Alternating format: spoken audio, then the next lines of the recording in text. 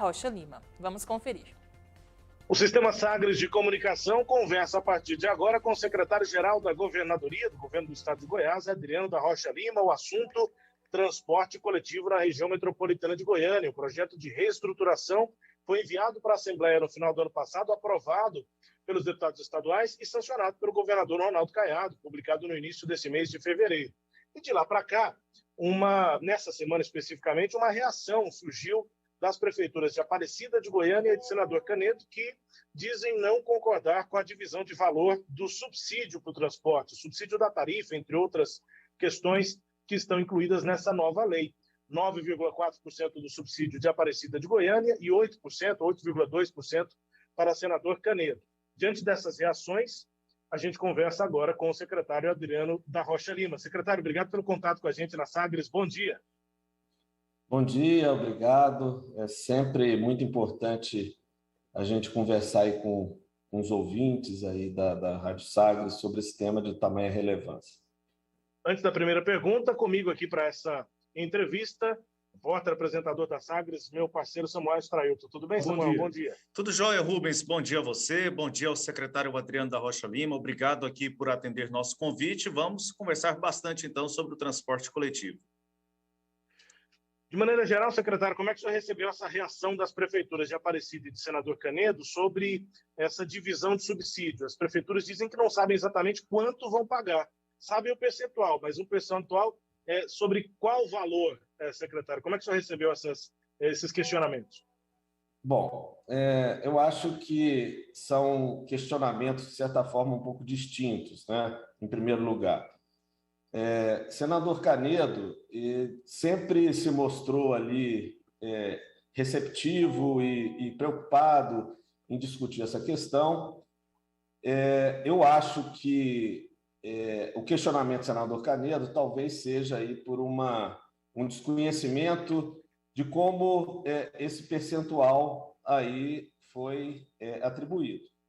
Que, na realidade, quando se chega a 8,04%, se não me engano, quer dizer, 8% alguma coisa para senador Canedo, nós não estamos... Isso não foi criado nesse projeto de lei, né? Essa divisão percentual entre os municípios que compõem a região metropolitana e o estado de Goiás existe há muito tempo, foi criado pela Codemetro lá atrás. A única coisa que teve de novidade em relação a esses percentuais nesse projeto de lei foi o Estado, que tinha um percentual bem mais baixo, 17%, 18%, me lembro exatamente. Ele pegou todos aqueles municípios de pequeno porte que não tinham origem no transporte, mas estavam ali inseridos como passagem ali dentro da região metropolitana, e o Estado assumiu a conta desses municípios. Então, como o Estado passa a arcar com todo o custo que eram desses municípios, ele passa também a tomar as decisões em nome desses municípios. E, com isso, o Estado atinge os 41%, igual a Goiânia tem. O percentual de Aparecida e de Senador Canedo não foi alterado, é o mesmo que sempre existiu. Ele foi replicado, sabe? Então, isso aí não foi definido nesse projeto de lei, isso é algo que vem de muito tempo. Então, eu acredito que o senador Canedo, entendendo melhor essa questão, como funcionam os objetivos, não vejo assim grande dificuldade de estarem inseridos de forma ali satisfatória e dentro desse processo de transformação e de recuperação do transporte coletivo, se é que a gente pode falar até em recuperação, se é que algum dia ele funcionou bem, né? Talvez a gente tenha que falar mesmo de uma criação de um transporte coletivo que funcione, né? E eu vejo o seguinte, esse é um problema que nunca foi enfrentado, né?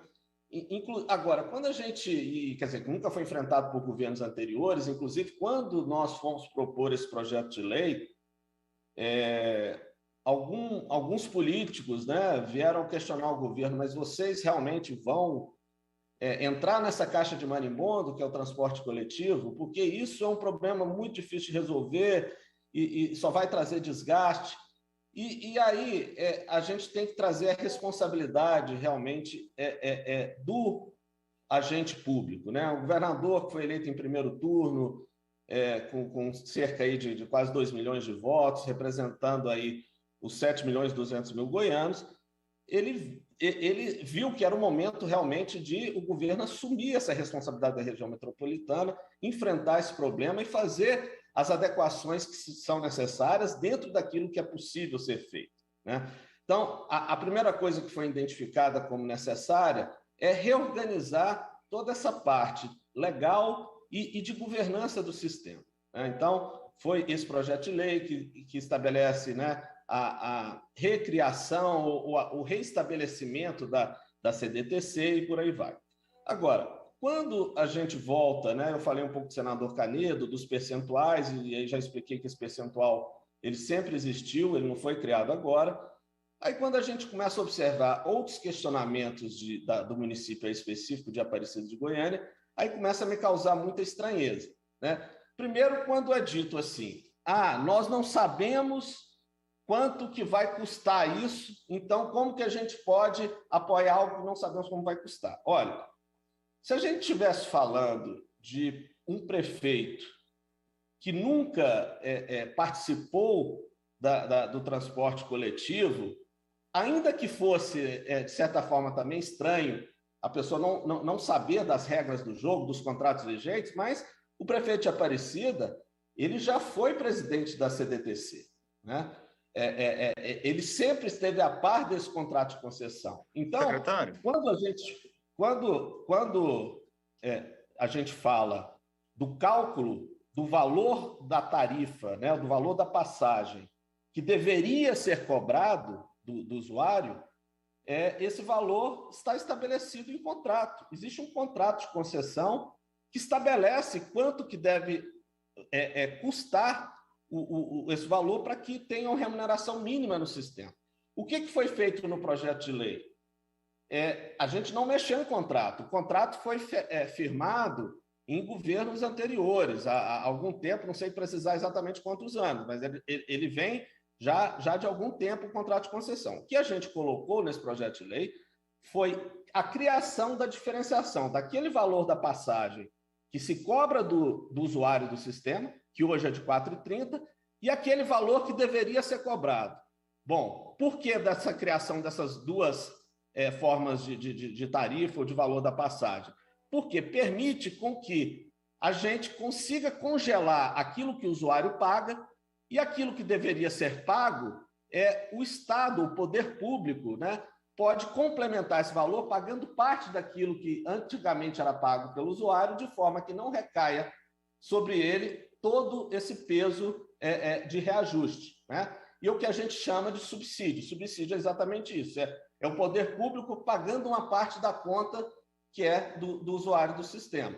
Então, quando a gente observa esse tipo de questionamento, primeiro, qualquer um pode pegar o contrato de concessão, ele é de acesso livre ao público, pegar lá a fórmula de cálculo, ver que ela envolve índice inflacionário, demanda de passageiros, etc., estimar e calcular a partir dessa forma qual é o valor da tarifa. A partir daí, ele vai conseguir saber exatamente quanto que é o valor do subsídio que tem que ser aplicado. Agora, quando a gente observa um questionamento em relação a isso, é importante fazer um contra-argumento, né? Um contra-questionamento. Qual que é, então, a proposta? Porque se o poder público não arca com subsídio, o que sobra é repassar ao usuário do sistema um aumento de passagem. Então, aí eu pergunto para o prefeito de Aparecida e para o secretário de Finanças que fez essa declaração. Então, a proposta deles, ao fazer esse questionamento, é que o usuário, a população de Aparecida, que usa a rede metropolitana de transportes coletivos, arque com o custo mais alto da passagem para remunerar um contrato de concessão que existe há muitos anos? Então, é uma pergunta que fica e a gente tem que, cada vez mais, ter a responsabilidade de que o momento de fazer, o momento eleitoral, o momento de fazer política, ele tem o seu momento. Esse ano é um ano de eleições, as eleições começam a parte toda de campanha eleitoral a partir do mês de agosto, uma data aí de agosto. Nesse momento, quem está no executivo, seja municipal, seja estadual, ele tem o papel de representar a sua população e exercer esse papel. Não estamos num debate eleitoral. Então, a gente tem que sair do campo político e ir para o campo técnico. Então, trazer os argumentos e a informação correta para que a gente possa realmente discutir o tema. E pior ainda é quando vem um argumento desse de alguém que foi convidado a participar desse debate e não quis participar, se omitiu de toda essa discussão ao longo de mais de 6 meses aí que a gente vem discutindo esse tema de forma a efetivamente dar uma solução para o transporte coletivo. Secretário, até nesse ponto que o senhor coloca, numa entrevista que o senhor concedeu a outro veículo esta semana, o senhor falou em falta de boa vontade por parte aí do município de Aparecida de Goiânia para tentar resolver esta questão. A Aparecida pretende mover uma ação direta de inconstitucionalidade questionando a lei aprovada lá na Assembleia Legislativa. Conosco aqui nesta semana, o secretário ressaltou um ponto, o secretário de Fazenda de Aparecida, o André Rosa, ressaltou um ponto de que faltam informações não apenas nesta contrapartida financeira, mas também as possíveis melhorias para o usuário do transporte coletivo, de uma questão além tarifária. O que o governo tem analisado nesse aspecto, além dessa compensação que o senhor citou aí da tarifa, de também ser revertida em melhorias para o usuário do transporte coletivo de Aparecida e do restante da região metropolitana? Bom, Samuel, de novo, novamente, a gente tem que colocar as coisas no seu devido lugar. Nós temos um contrato de concessão que foi assinado entre poder público e setor privado. Esse contrato, ele estabelece direitos e deveres, né? Então, nós não podemos, no meio de um contrato, inventar deveres que não estavam previstos lá no início. Isso faz parte, inclusive, eu tenho dito também em algumas entrevistas que eu tenho dado, que muitas vezes o Brasil não consegue atrair investimentos por falta de segurança jurídica, né? O investidor, ele está disposto a colocar dinheiro, a investir, desde que ele tenha previsibilidade daquilo que foi estabelecido como regra no momento em que se combinou, né? Eu gosto muito da frase de que o combinado não sai caro, né? No momento que você combina, existe ali um equilíbrio de direitos e deveres que são estabelecidos naquele momento, isso tem que ser respeitado. Então, quando a gente fala do cálculo da tarifa, isso ninguém está inventando isso, ninguém trouxe com um projeto de lei que nós somos obrigados a dar o subsídio. Não, esse valor que é calculado de quanto deveria ser a tarifa, está nesse contrato de concessão. Quando nós criamos a tarifa de usuário, existe opção, né? Quando fala o valor da passagem, do valor real e o valor que deveria ser. Se o poder público quisesse, não, vou colocar que o usuário pague tudo aquilo que o contrato estabelece como valor. Era o que era feito antes. Então, isso é possível, elimina o subsídio e recairia sobre o passageiro de Goiânia uma tarifa que eu chutaria aqui em torno de R$ 7,00 ao invés dos R$ 4,30. O governo de Goiás resolveu não fazer isso. Não é possível recair sobre a população num momento desse, com um sistema ainda com a qualidade que está, e mesmo que já tivesse melhor qualidade, quer dizer, não dá para recair sobre o usuário uma tarifa dessa. Então, ainda mais vindo de uma pandemia e tudo, nós estamos aí agora nessa retomada econômica de uma forma bastante forte e a população precisa do apoio do poder público para que essa economia comece a girar, mais empregos sejam gerados, etc. Então, a gente não vai reajustar o valor de R$ 4,30. E mais do que isso, vamos criar ainda tarifa flexível de forma que o usuário que vai usar um ônibus para andar até 5 quilômetros, ele possa pagar metade do valor da passagem. Ao invés de R$ 4,30, pague R$ 2,15. Vamos criar também o bilhete único, que ao invés que dispensa, por exemplo, a necessidade daqueles terminais fechados, porque passa a ser por tempo, né? Como exemplo aqui, não sei se será exatamente esse o tempo, mas, por exemplo, durante 2 horas, a passagem só é debitada uma vez. Ele pode andar qual ônibus ele quiser dentro da rede metropolitana, que ele só paga uma vez, que é o bilhete único integrado. Então, são benefícios que nós estamos trazendo. Quando eu falo nós, eu não estou colocando exclusivamente o Estado, eu estou falando em nome da CDTC, onde o Estado representa com 41%, o município de Goiânia 41%, Senador Canedo com 8%, Aparecida com 9%. Agora, no momento que a Aparecida quer se omitir dessa discussão, que se omitiu, inclusive, desde a época da discussão, e agora começa a fazer um questionamento, criando uma narrativa que não existe, porque quando você fala, eu mencionei, como que eu vou calcular esse valor? Esse valor está lá disponível no contrato, esse contrato existe há muito tempo, basta ir lá, pegar e calcular e ver quanto, igual se faz orçamento de qualquer outra coisa. Quando a gente chega no final do ano e tem a lei de diretrizes orçamentárias, que no caso do governo estadual é mandado para a Assembleia, você estima todo o orçamento que será gasto no ano que vem, é sempre estimado. Você não tem como garantir que seja exatamente aquilo na casa decimal. Mas você faz estimativas e depois, com essa estimativa, você vai fazendo os ajustes necessários ao longo do tempo. Agora, as melhorias, elas acontecerão de duas formas, né? É claro que a melhoria do sistema é fundamental e isso nunca foi esquecido. Vocês acompanharam que nós já anunciamos aí no início de janeiro a substituição de toda a frota da Metrobus por ônibus elétricos que não são poluentes, com climatizados, quer dizer, com ar-condicionado, com Wi-Fi gratuito e com muito mais conforto para o passageiro, né? Então, isso o chamamento público para apresentar as propostas finais vai acontecer dentro de 2 meses.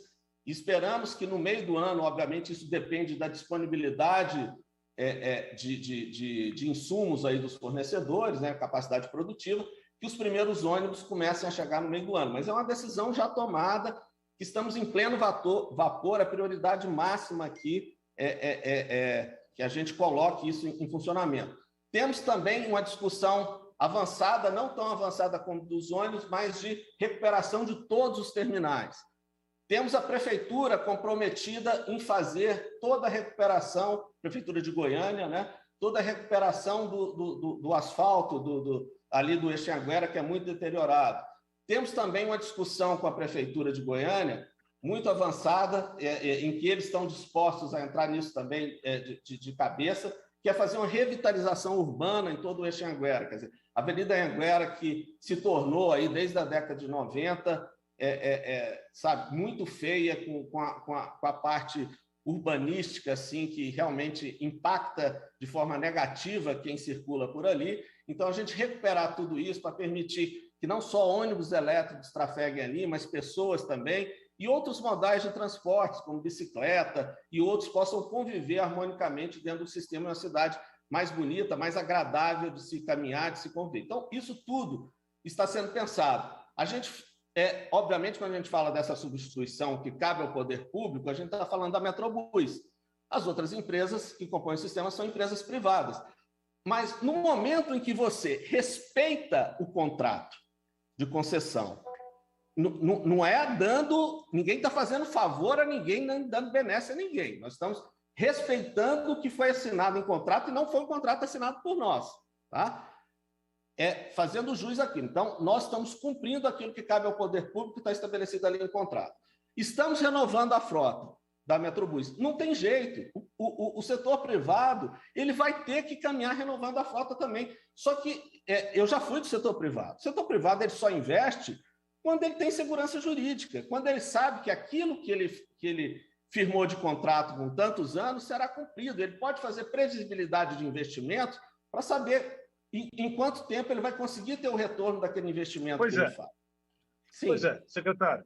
Mas aí como é que fica na prática? A gente ouviu os argumentos lá de Aparecida, ouvimos os argumentos do senhor e há claramente uma divergência e a Aparecida fala, inclusive, em judicialização. Como é que fica na prática? Porque a lei prevê essa divisão no valor do subsídio da tarifa. O Estado paga a parte dele, a Prefeitura de Goiânia, o senhor diz que há um entendimento, pelo menos um possível entendimento com o Canedo, e se a Aparecida não pagar, isso vai ter que ser decidido da Justiça, a lei estadual, né, o sistema metropolitano vai impor essa conta para a Aparecida de Goiânia, e se ela vai pagar ou não, isso vai ter que ser decidido da Justiça? Na prática, esse é o caminho? Olha, Rubens, bom, em primeiro lugar, vamos ir por partes, por prioridade. Nós, no início dessa semana, encaminhamos um ofício a todas as prefeituras pedindo que eles indiquem seus representantes à Câmara Deliberativa do Transporte Coletivo, que é a CDTC. Eles têm um prazo até a semana que vem para indicar esses membros e, na semana seguinte, nós faremos já, ainda em fevereiro, a primeira reunião da CDTC para já discutir os temas prioritários aí. Bom, se a Aparecida realmente, não quero participar dessa discussão como ela vem fazendo já há algum tempo, não vou indicar membro, não quero... Bom, a reunião e a CDTC vai acontecer da mesma forma, né? Nós não podemos ficar refém de uma prefeitura que representa 9% do todo. Agora, me preocupa muito o impacto que isso poderia eventualmente ter para a população de Aparecida, né? Porque, obviamente, no momento que você deixa de respeitar um contrato, você pode... as empresas do setor privado que se sintam prejudicadas, elas não só podem entrar na justiça, como elas podem, eventualmente, não colocar veículos para circular com uma origem ali parecida como acontece hoje. Porque se há quebra de contrato de um lado, o outro lado vai pegar e falar assim, eu também me sinto no direito, já que você não está pagando aquilo que o contrato prevê, a não prestar o serviço que eu deveria prestar. Então, você cria uma situação que muito ruim, que o elo fraco dessa história é a população de Aparecida. Então, nós vamos tentar, de todas as formas, evitar que isso aconteça. Sabe? Nós estamos imbuídos, né, desse propósito de melhorar o transporte coletivo, garantir que o valor da passagem para o usuário não seja reajustado, que mantenha e que a gente melhore a qualidade do sistema. Agora, a partir de uma omissão, ou seja lá o que for que esteja por detrás dessa movimentação, né, aí as consequências podem ser diversas e sempre acaba sendo mais prejudicada a população de Aparecida. Então, isso que a gente tem que ter sempre muita atenção e muita responsabilidade. Secretário, eu gostaria de retomar num ponto, na resposta anterior, quando o senhor citou a respeito da Metrobus. E aí, até para a gente atualizar aqui esta informação. Como é que está esse processo de devolução da concessão da Metrobus para a Prefeitura de Goiânia e uma busca por privatização da empresa, como se chegou a discutir algum tempo atrás? Bom, vamos lá. A privatização, eu acho que isso agora ela se destoa um pouco de toda essa discussão, porque nós estamos, inclusive, fazendo esse contrato de substituição da frota, que vai exigir aí, por vários anos, que a gente tenha aí condições estabelecidas para que os ônibus possam ser substituídos, etc. Então, tem uma série de medidas a ser, que vão hoje em contramão dessa decisão. Agora, uma coisa é a privatização no sentido estrito da palavra, né? Que seria, vão alienar as ações da empresa a um outro ente privado, né? Mas o que a gente está fazendo, na realidade de movimentação, é muito próximo disso. Por quê? Na prática, o que será feito é a Metrobus, ela passará as ações dela e o controle dela, a concessão que ela tem, para dentro da CMTC, e dentro da CMTC nós podemos aí ter a possibilidade de criar um consórcio que envolva o poder público, as empresas privadas, na operação dessa empresa. Isso, obviamente, é objeto que será debatido dentro da CDTC, né? Exatamente o formato de como isso será operado, mas o que a gente realmente quer é que tenhamos cada vez mais uma gestão profissional com uma governança estabelecida, de forma que a gente tenha um tratamento adequado para tudo aquilo que precisa de especialização. Então, por exemplo, transporte coletivo, ele não é uma operação simples, né? Você tem problemas a todo momento com ônibus que quebram aqui e ali, de reposição de peças. Então, é uma engenharia de operação, né? Que exige conhecimento específico, exige gestão profissional. Então, a gente tem uma grande preocupação de que todos os membros, né, que compõem aí, a CDTC e a CMTC, em especial a CMTC, né, sejam de pessoas técnicas, etc., que possam efetivamente fazer essa gestão. E todos os mecanismos de controle, fiscalização, acompanhamento, aprovação passem a ser estabelecidos como prevê a lei que foi aprovada, né, com a recriação aí da CDTC e tudo, composta aí por 10 diretores, com representatividade de diversos municípios aí da região metropolitana. Secretário, quanto à composição da CDTC, há uma crítica feita por diversos entes quanto a esta nova representatividade, com um poder maior agora do governo do Estado, mas mudando aí a composição, diminuindo a participação de parlamentares, das câmaras municipais, também da Assembleia, da Câmara de Goiânia. Há uma crítica nesse aspecto. Como se pretende compensar no sentido de manter, de certa forma, a participação das demais prefeituras e também dos parlamentos, o estadual e os municipais? Bom, eu acho que quando a gente fala primeiro de parlamento, a gente tem que saber o papel de cada poder, né? Então, o poder legislativo, ele tem um papel dele de criação de leis. Então, quando nós apresentamos lá um projeto de lei, isso foi validado e discutido amplamente dentro da Assembleia Legislativa. Então, a participação do parlamentar é na criação das regras, né? Aí, a partir de você criar as regras, você passa a ter uma ação do executivo, né? Tanto estadual quanto municipal, que ele se manifesta através da CDTC, que é onde define, a partir de uma regra maior estabelecida pela lei, quais são as diretrizes e as políticas que vão ser estabelecidas ali. E aí você vem, por último, a CMTC, que é quem executa isso na prática. Então, e é por isso que eu disse assim de forma enfática que a CMTC, ela mais ainda precisa de componentes, perfil técnico, né, ali dentro. Bom, agora, quando se fala de representatividade de municípios, é como eu falei no início, isso foi preservado, né? A mesma representatividade que a Aparecida tinha lá atrás, definida pela Codemetro, ela continua tendo. Mesma coisa para Senador Canedo, mesma coisa para Goiânia. O Estado ele só aumentou a participação deles porque os outros municípios que compõem a região metropolitana, que não são origem no transporte coletivo, eles cederam essa participação para o Estado com a contrapartida do Estado pagar a conta deles. Então, assim, é como se o Estado tivesse uma procuração ali para agir em nome desse município e arcar com o custo que seria desse município. Então, é simplesmente isso, né? Tudo foi estabelecido de comum acordo, todos os prefeitos da região metropolitana participaram, né? Sempre com envolvimento também da Federação de Municípios e participando dessas discussões. Então, e eles se envolveram, tivemos várias reuniões com todos os prefeitos, e assim foi estabelecido. Então, isso está preservado. E o reflexo dessa participação está justamente na composição da diretoria. Quantas cadeiras cada um tem é proporcional àquilo que é definido, né, nesse percentual aí de composição da rede metropolitana. Secretário, para finalizar, além de transporte coletivo, queria perguntar para o senhor sobre CELG-T e mais, né? CELG Transmissão, a gente falou bastante sobre isso, o senhor acompanhou a questão da venda da parte de transmissão do que era antes a CELG-GT. Agora fica só o G com o governo estadual, que é a geração, né? As unidades de geração de energia elétrica. Mas eu gostaria de fazer uma pergunta mais ampla, porque a gente percebeu que não só aqui para Goiás, mas para o país, a venda da CELG-T, que é uma transmissora, né, de energia relevante no contexto do tamanho da estrutura da empresa, enfim, mais de 2 bilhões de reais envolvidos, é um negócio que testou o mercado. E aí eu gostaria de perguntar isso para o senhor. O senhor vem da iniciativa privada.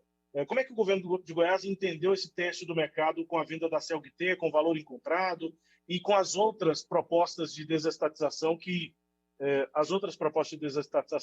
o governo tem? 49% da Saneago, agora a parte de geração, as hidrelétricas, a IQEGO, enfim. Essas desestatizações vão acontecer? É projeto para um possível segundo mandato do governador? Para o ano eleitoral, a gente imagina que seja difícil, mas qual que é a tendência? Olha, eu posso dizer para você que, em primeiro lugar, né, a tendência do governo Ronaldo Caiado sempre é, né, um Estado mais enxuto, sempre, né, um Estado cumprindo o seu papel de elaborar políticas públicas, de fiscalizar e tudo, e menos de operar o que poderia ser feito pela iniciativa privada. Agora, isso, entre o discurso e a prática, nós temos que colocar todas as circunstâncias envolvidas, né? Você deve ter visto aí nas notícias que ontem devolveram, por exemplo, a concessão do aeroporto do Galeão, no Rio de Janeiro, do aeroporto de Campinas. Então, você tem um momento econômico que não é tão favorável a uma privatização, né? Então, por exemplo, no caso da CELG GT e depois se transformou na CELG T, nós primeiro fizemos um trabalho grande de, não vou chamar de recuperação, mas de reestruturação da empresa, de profissionalização, de garantir uma maximização dos resultados dela e tudo de forma que a gente viu o momento em que ela estava madura o suficiente para ir ao mercado. E ainda assim, nós chegamos a adiar por 6 meses, quando vimos que no início do ano passado não seria o momento adequado. A gente passou esse momento para outubro do ano passado, quando efetivamente foi feito. E foi um sucesso sem tamanho, né? No final das contas, o valor que foi depositado da conta do Estado na semana passada foi de 2 bilhões... Na semana passada, não, nessa semana, né? 2 bilhões 113 milhões de reais, fora os 33 milhões a mais aí que são de dividendos, etc., que são somados a isso. Então, se você pensa, né, essa comparação é sempre interessante, porque você pega, por exemplo, uma CELG-D, que foi privatizada pela Enel, que faturava, à época da privatização, 10 bilhões de reais, e foi vendida por 2 bilhões, sendo que o Estado, como tinha mais ou menos metade do percentual, recebeu 1 bilhão e pouco desse valor, assumindo, ao mesmo tempo, uma dívida de aproximadamente 7 bilhões de reais. Então, quer dizer, foi uma venda negativa de 6 bilhões aproximadamente, uma empresa que faturava 10. Aí você pega uma CELG-T que faturava 200 milhões, e é vendida por 2 bilhões, e todo ele vem para o Estado, que era o único acionista. Então, você vê o quanto que uma gestão profissional ela faz diferença naquilo que o mercado enxerga como valor na empresa. E veja, quando falar foi o ágio de 100%, não, a empresa não pagou muito, ela pagou o que ela achava que deveria pagar, aquilo que faz sentido para ela. Ela pagando isso, ela vai executar o plano de negócio dela e vai ter retorno com isso. Então, realmente mostra o quanto que uma administração eficiente traz resultado. E ainda mais, né? Nós não privatizamos a CELG-G, né? A parte de geração ainda continua. Agora nós estamos investindo muito em energia fotovoltaica, inclusive para dentro do próprio Estado, para substituir o consumo de energia tradicional através da geração distribuída. Então, tudo isso está sendo feito e, no momento certo, a CELG-G também será privatizada, como foi a T, certo? É isso, secretário. Nosso tempo aqui já está terminando. Um abraço para o senhor. Obrigado pela disponibilidade de conversar sobre aqui vários assuntos, mas destaque transporte agora, essa questão das privatizações. Bom trabalho para o senhor aí, um bom fim de semana. Obrigado, um abraço. Um abraço. Conversamos aqui com Adriano da Rocha Lima, secretário-geral da Governadoria, comigo e também com você, Samuel Strailton. Um abraço, até a próxima. Um abraço, Rubens, até a próxima. Um bom dia a todos. E com essa informação, essa entrevista